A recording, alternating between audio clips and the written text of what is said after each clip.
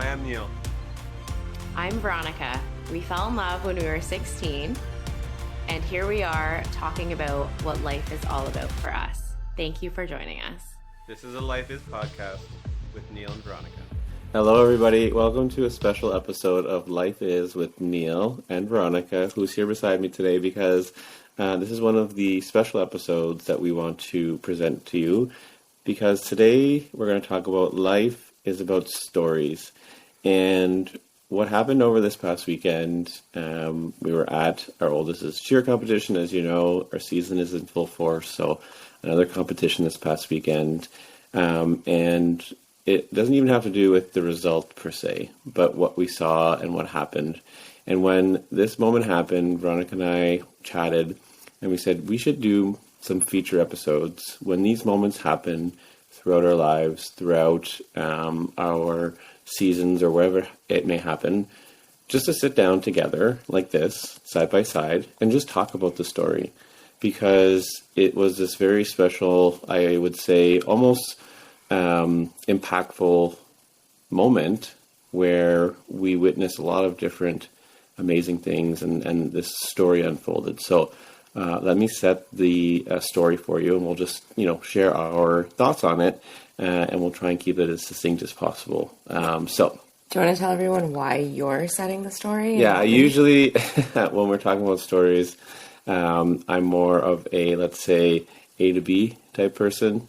And like if you're looking at a line, where Veronica could be more of a like a maze, let's say, where something's Start at F. Yeah, but she could go one way, get to a thought, stop, and then want to go another way, and then she'll get to the end. Why? Yeah. So, okay. So at the cheer competition, to start off the whole weekend, our oldest had an injury, her first injury in 2 years. It wasn't major, but it was enough where we had to see, our health practitioner. She got the advice that she may need to modify some of her, stuff. She even started to talk about maybe, thinking about not including her this weekend. So, we went through that whole process. We talked with her about it. And her coaches, who you met, Josie, we got some great advice. And we put the trust not only in the coaches, but in our oldest herself, to really know her body and to just listen to it and to, do what it says. So we went with that. She modified some of her routine, which was, quite different for the first time having to see that. Then what happened was another one of her teammates got injured. And that was, on the second day of the competition. And so it was quite a last minute thing where the girls were about to perform at a certain time. This injury happened at the competition, in the venue, and 30 minutes before they were going on, we were looking at each other, and the schedulers were like whispering, and we heard them talking, and we're like, this doesn't seem very good, because this doesn't normally happen. So they switched their times, they pushed them back about half an hour later to give them more time to change their entire routine. Okay, these are 7 and 8-year-old girls. 6, I think. And yeah, like as little as 6 sometimes, depending on their birth date. And so, that's pretty big. They've been working on this routine since August, okay? Building this whole routine, getting them to, almost memorize it, where they're not even thinking about it. So when you make last minute changes, it can throw people off. We all know what changes can do sometimes. It's not easy. So we went through all that. So then, where this whole moment, I guess, came together, and we've repeatedly talked about not only the importance of community, but what we've felt as this warm sense of just belonging and purpose and community that the cheer community gives us. And, Josie talked about it in her episode about perspectives. So we were sitting there, Veronica and I, with our 2 other kids, and we see beside us other girls from the other teams that had just competed. And we've seen these other teams, 4 other times already this year. And they're also, they've won some of these competitions. They're very, very good. And they're their direct competition. And they said, we're here to cheer on your team because we heard somebody got injured and we want to be there to support them. Okay, these are 7 and 8-year-old girls with this message of just support, lifting each other up, and, whether or not we're competing, we're still here to support you through a time that may be difficult. And Veronica literally looked and told these girls, said, like, you are truly amazing. And I'll let her maybe put some more words in there. So what did you say to the girls exactly? Okay, so I feel like Neil went from A to Z and skipped like every letter in between, because we skipped the first day, and I have a story about the first day. And then he told the story, and he like got like, when you like tell a joke and you kind of get to the punchline. So I feel like when I tell stories, this is me though. This is squarely me that thinks every little detail is very important. And Neil just pulled out what was like significant, I guess. But I feel like I want to rewind because I want to walk you through. Okay, so I'll start with this story because Neil already started there, and then we can rewind after. But I want to walk you through exactly what happened. So, as Neil mentioned, like, we're all up there. They were like the 5th team to perform on day 2. And we all get up there and we're doing like the cheer again. We're like yelling for them very excitedly, anticipating that they're going to come on. And we look at the tunnel and we're like, I don't think those are the coaches. And like, little things are adding up and we're like, I don't think this is them. This is strange. What's happening? So as Neil mentioned, the schedule changed, right? So, that whole time, and like, given our daughter's injury, knowing that they were delayed in the schedule, I looked at Neil, and I honestly think I feel like I went like pale in the face, and I was like, what if something happened? I'm like staring at my phone. I'm like waiting for a message. And like, we've never been through this before. So I'm like, how does this work? What happens like if something happens to our daughter, which, I'm sure that there's wonderful protocols, and very like thought out things that happen. But as a parent, you're worried. You're like, is it my child?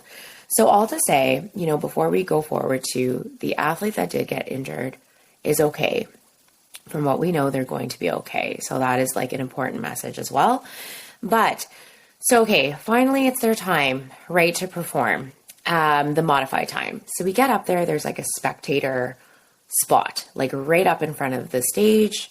For any of those of you that are not familiar, with cheer competitions or going to one or how this works. So I really want to try and like paint this picture for you to try and like understand how impactful this moment was for us. So we go up there with our other children and we're waiting, and we're kind of like at the front. And right beside us, as Neil mentioned, there are about 5 other athletes from what would typically be a rival team, right? They're in the same division. They are competing against one another technically, in this whole realm of being in a cheer competition. So I thought that was interesting. And sometimes this happens. A team would have just performed, and sometimes, the families like to stick around because they like to watch the other teams that are performing.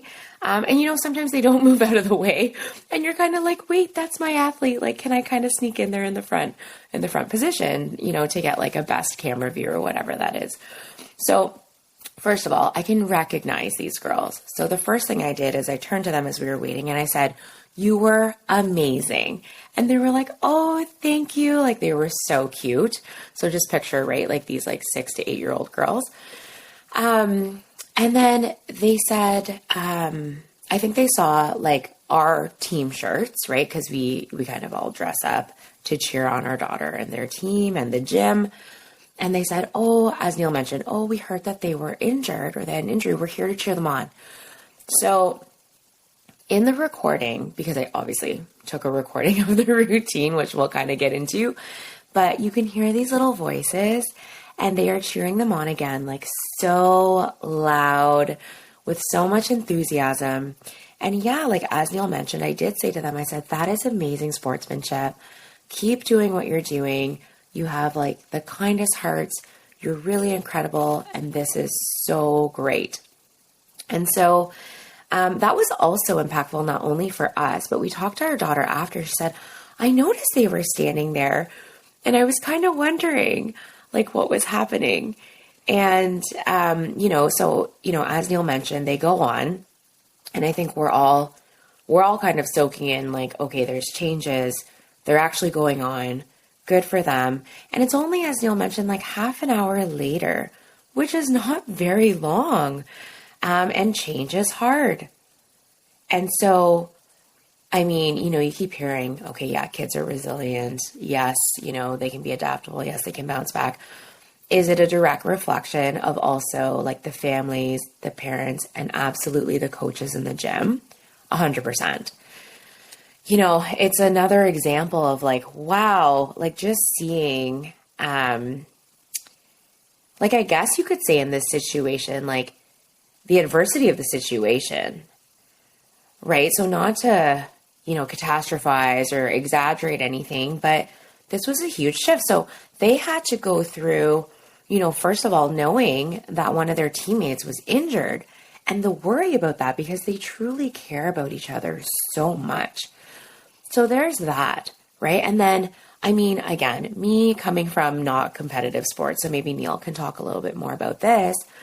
The most competitive I've ever done is really like competitive high school. Neil's laughing to the side here. But I don't really know what that's kind of like to get into that like game mode or that like, you know, athletic competitive mode. But the fact that they're all worried. So, you know, we'll probably back up and rewind to this. But when our oldest performed on day one, you know, it was very evident that the routine was modified. There was a lot of things she couldn't do, but there was a lot of things that she could still do. And ultimately, the role that she was playing is being there for her team, in a sense, to play her part in the team and, you know, so that they could still do as much as they could do. And this was still like a healthy decision. So we don't want it to sound like, go out there when you're injured, don't listen to your body, push through. No, it wasn't that sense of at all. Like it really was, she was doing the bare minimum in a sense to still carry her part, to still play her part in the team. And the amazing thing in that actually is she got so much feedback from her teammates, from the other parents, recognizing the effort. And like, she wasn't milking it at all. You know, she really was still carrying on as if everything was fine. You know, we were like, hey, do you want your ice bags now? Do you want them later? Of course, what child is going to say, yeah, I'm going to sit here and ice my ankles now? None. She was like, I want to like, you know, try and dance and be with all my friends. But, you know, in terms of day two and where that was at, like watching them come together, and it was almost like they were doing it for their teammate.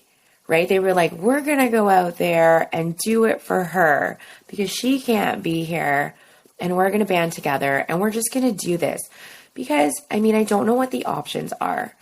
Could they have just said, okay, you know, one of our athletes is out, we're just going to kind of go out? I don't know. I don't have a huge understanding of how all of this works, but to see like the perseverance, the adaptability, the resilience just goes to all of, I think, those life lessons, along with this huge portion of community that we keep talking about, and why we want to tell this story, because it's so embedded into like everything that we talk about in terms of life is, and the podcast, and all of the messages that we want to relay. And a lot of the messages, you know, that we talked about with Josie in her Life is Perspective series, about how we learned some of this just like a year ago, 6 months ago. And to know that these children are getting these lessons, are being impacted, are feeling this sense of community that I think we all wish we had when we were that age, to kind of shape where we go, our values, you know, how we kind of, I guess, respond to even situations, but even some of that, you know, yearning for that community even now at this age as an adult, in our life and our current status and where we're at. And I feel certainly very fortunate to have found my community for sure, but it took a very long time. And it was actually, I would say, one of those unpredictable things. So just like a beautiful thing that kind of came together. But I'm sure in all of that, you know, you can't see. And like, again, we don't have a lot of equipment. So our view is not that big, but Neil is to the side and I can see him in my peripheral, which is kind of beautiful that we're kind of sitting together. But, you know, I can see him in my peripheral kind of nodding to some things. So I think I kind of threw some questions out to you in terms of your perspective on that whole story, but definitely one that we wanted to portray. And we could go on and on about different aspects of the weekend, but just giving some space to you to reflect and I think on some we of that. wanted it kind of, our technical glitches, let's say, forced us to sit down together to have this conversation. I think that, you know, moving forward, when we have these momentous stories, we're just going to do this way, because I think it's, you know, another way that we can change things up a little bit. So in regards to sports, so, you know, there's a lot of, you know, different sports that can present different messages. And it really depends on your coaches and your mentors and the makeup of your team. Because when things are thrown at you change-wise, all of those different people that surround you will basically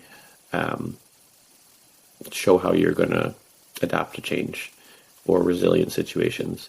And so it's quite evident that, you know, the messages that they were getting were ones of like, you know what, no matter what happens, we're just going to go out there, we're going to do our best, and we're just going to make it work. And whatever happens, you know, we're just proud of you for, you know, continuing on in the face of adversity, in the face of challenges. And I'm sure there was so many beautiful messages that those coaches gave those girls. And yeah, there's no doubt that they were all worried about her. But again, like Veronica said, when you have that sense of like team and community and family, almost in a sense, is when somebody's down, you want to just, you know, do it for them, because you know that if they were there, they would want to, or they would be giving it their all, but they couldn't for whatever, you know, in this case, an injury happened. And, you know, I think that my thoughts on this story, or one thought that I had, is just one beautiful moment that occurred afterwards. Was Veronica asked her oldest, she said, "Hey, you think you could do like something for like here's an idea," like basically presented an idea. And she said, "I think it would be really neat for you to write down what your thoughts were on this whole weekend, because, you know, we knew it was impactful for not only us, but we knew it was impactful for her. You know, from the moment that she got injured to going through like processing that injury, you know, having all of her teammates concerned for her when she told them about it, to all those, you know, moments across the way, because it was almost like a 4 or 5 day, you know, story that you can kind of tell was a pretty long event." So Veronica was like, "Hey, I think it would be really beautiful for you to just write down your thoughts and feelings and just pour your heart out, basically, almost like a, you know, we're trying to say like a journal, but, you know, getting her to do it however worked for her, putting no sort of like rules or set things, just put your words out there and it would be there." And so she did that. And I think she still has some more thoughts, because it was getting late for her. But when I saw what she did, you know, she basically set the tone for the words, you know, with a sentence. And she said, "Here's how I felt." And she lists 8 words. And then afterwards, she tried to add to the story about other things. And 2 words that stuck out of the 8 for me were fierce and proud, with how she felt, not only for herself, but for her team. And, you know, again, going back to reflecting, right? We had a whole episode on reflecting, so if you haven't listened to that one, because it was early on, you know, taking the time to reflect gives you so much for knowing where you've come from to where you are now, and to just be proud again of it, like she was today. And when I saw that word, I was just like, you know, it was a very proud moment for me, right? Because she was proud of herself. That's what she described it as. And she was proud of her team. And to have those own feelings, that's ultimately what we want, is we just want her to be proud of what she does, no matter what she chooses to do. So that's, I guess, my reflection on the stories of this past few days that just wanted to share with everybody. So over to you. Okay, so I'll be completely transparent in this moment that you can probably hear that I'm getting emotional. And I want to share this because I feel like this weekend and today, like I cried. So I don't know, like we'll share the outcome, but for those of you that are listening, if you're a parent, you know, if you play a role in a little one's life, like sometimes it can be hard, and sometimes you feel like there are moments when you're failing and you're not doing a good enough job. And we talk about this a lot. And I think that, like, you know, Neil often says this, is that they catch a lot of things. And so I think when Neil was just talking about that too, like we try, you know, words matter. So often we're trying to say things like, how do you feel? How do you feel about how you're doing? Like, we're trying to stay away from the language of like, we're proud of you as much as we are, right? But we're trying to stay away from a little bit of like that external validation.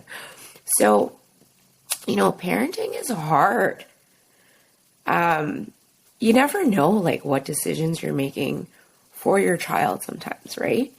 And so it was a really big weekend in that moment too. And I just think that like, so if you are a parent, if you're listening, like give yourself some grace and maybe take that moment to reflect, because sometimes it's so easy to get caught up in like there's not enough time. We're not spending enough time with our kids. We're not making as much of an impact. We're not making the right decisions. You know, we feel like we're failing. And that can be like really depleting and really defeating. Because it's easy to always feel like you're not good enough. And again, like I'm trying to stay away from always, I'm trying to stay away from never. But sometimes it depends where we're focusing, and where we pour our energy and where, you know, what we're looking at. Again, you know, we've said like where you stare is where you steer. And sometimes you can get stuck in feeling like, wow, don't have enough time. Again, like, you know, what decisions are we making? And, you know, to be completely transparent, when we first made this decision to put her in cheer, I think I looked at Neil and like we had, you know, when we mentioned with Josie, I mentioned like, I don't want to do anything competitive. Are we putting her on this pathway that, you know, because let's be real, there's a lot of stigma out there about a lot of different sports. I think there is still stigma around cheer, but what a beautiful community it is. What an absolute blessing it has been for our family, for our daughter. And I think that's the big message too, is when you find your thing, when you find where you feel like you belong, like what, you know, fills up your cup, go with that. And, you know, if it feels right, it doesn't even have to be forever. And that's kind of what we said. We said, you know, let's see. It's not like a lifetime thing.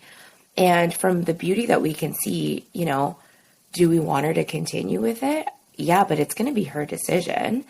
And we'll see how things go. And I said, you know, the moment that it doesn't bring her happiness anymore, whenever, like whatever that might look like, you know, then we'll reevaluate.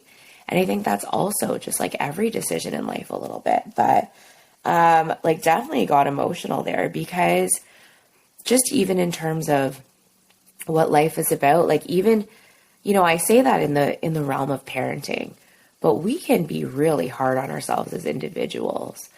So even in those moments of like, you know, feeling like you're failing, and we do talk about how life is about the F word and how there is a lot of progress and beauty in failing, but that feeling initially, until you are comfortable with that, when you have to sit with that, when it feels like it's really awful, when it feels like it's taking over a lot, you know, there is a lot of still beautiful moments where either you're helping someone else grow, whether that be your child, whether that be a friend, a relationship, or maybe it's even yourself. So I think, you know, a big takeaway of that also is like, just give yourself some grace sometimes. And your decisions, you don't have to know 100% of the outcome.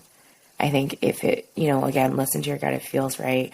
So, I guess you're on the realm of like the competitiveness. We haven't even talked about the outcome of the weekend or the day one of everything, but I hope that you can see why we want to, you know, come on and talk about how life is about stories, because I think that there are so many takeaways, so many things that are relatable.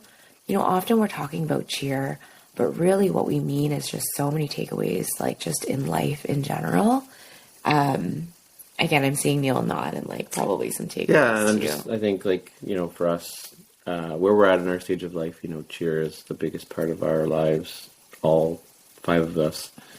And so, yeah, we wanted to just take, because this, you know, story, when you unpack it all together, you know, you and I, is you begin to see, you know, like you just touched on, all the previous topics in our podcast that you may or may not have listened to, all have bits and pieces that have, you know, shone through this past weekend, right? And it just, you know, we wanted to take this one story, and really just unpack it all together with you, and thank you for letting us, you know, share this moment in our lives here, and just really begin to, you know, have some takeaways from it, that hopefully you start to see that you have these beautiful stories, and maybe some of the topics that we've shared with you that have resonated with you shine through in your stories, because along the way there's going to be, you know, these big stories or big moments, and when you take the time to unpack it, hopefully you can start to see a lot of the amazingness that comes from it that we did in this moment. And when we have these moments, you know, we're going to sit down together and share them with you, because there's so many messages that come from it, whether, you know, it's previous messages that we've had or new messages that we see that we want to share with you. So, yeah, that's all. Do you want to talk about what happened? Well, I mean, might as well. It's, I think, you know, to top it all off, it never is about the end result. You know, of course, everybody's competitive. You know, Josie touched on it. We all want to win. But in the end, you know, whether there's improvements from what they did in their routine, from the coaches that they can do for next time, right? There's always a win that you can take away from it. And, you know, our oldest has had a lot of success, you know, in the sense of winning, since she started, right? So she's done, in her 2 years, she's done 8 competitions. She's finished first in 4 out of them now, because today, like the competition ended and they finished first, which was amazing considering everything that they went through, and just was really I guess what you said, the cherry on top of it, right? Yeah, and so it was, they all got to celebrate together, knowing all the things that they went through this past week as a team, right? And to know that all their hard work for the past, you know, 6 months has really been the reason why they were able to get here. So, yeah. I will say with that too, so I mean, Neil just kind of mentioned it, like they won. And again, it's not about the winning, but what was so interesting, it was like the reactions, I think, because here's the thing. Okay, here is the, I feel like this is your final thought? Neil. Yeah. So I think this is just like the underlying message also is, in life, there are things that don't go as planned. There are changes that need to happen. There are adaptations. You know what happened this weekend though? They all got out there, starting with our oldest. She got out there on the first day. She was injured. She did it, you know. And what happened was actually they hit 0. So for those of you that don't know, it means that they had no deductions, which was really amazing. And so, you know, you just got to get out there. You got to still give it your all, whatever that means. You know, so if you want to apply this to life, that might mean on a day, your all is 20% of what you normally give. And that's okay. But if you want to give it your all, and you know, this is not to say like, don't rest. This is not an all or nothing thing. But if you think about it, like give it your all, whatever that is, doesn't mean you have to go 110% and like, you know, push through anything. But she did. She gave it her all for what she could give. They hit 0 on the first day. And, you know, again, things happen, right? They didn't dwell on it. They just accepted it. And that is a huge message too, is that sometimes you just have to, there's just radical acceptance. There's just like, sometimes you have to be like, this is nothing else in my control that I can possibly do to change this situation. This is the reality of it. In this case, it was her ankles. You know, she wasn't able to like hit a magic wand and heal her ankles in 12 hours, even though kids are resilient and they heal quick. But no, you know, that was the reality of her situation. I think that that's a really big takeaway is look at what happened this weekend. There were so many changes. There were injuries. Things didn't go as planned. And at the end of it, they freaking came out on top and they still won. And I feel like that is a message in life sometimes, is that you can still give it your all. You can rally with the people around you to pick you up. And at the end of it, you can still find some wins. Whether that is actually first place or not, you know, will vary from situation to situation. But what a story that is that, wow, after all of that, they're celebrating this huge win, which, you know, in general, a first place win is really exciting, especially when you're 6, 7, and 8, or any age really, because who doesn't want to win, right? That was something that Josie mentioned. But after all of that, like just the reactions, the impact, and like reading her reflections on the weekend too, that's huge. Yeah, I agree. So thank you for allowing us share this story in this special episode that we are together here. You know, we will continue to have these episodes sprinkled throughout our podcast whenever they do happen, because you know, I feel like it is not only great for us, but hopefully brings you another sense of the messages that are meaningful to us and hopefully are meaningful to you. So thank you for this space. Thank you for your continued support. And we look forward to speaking with you again on Life Is with Neil and Veronica. Have a great day, everybody.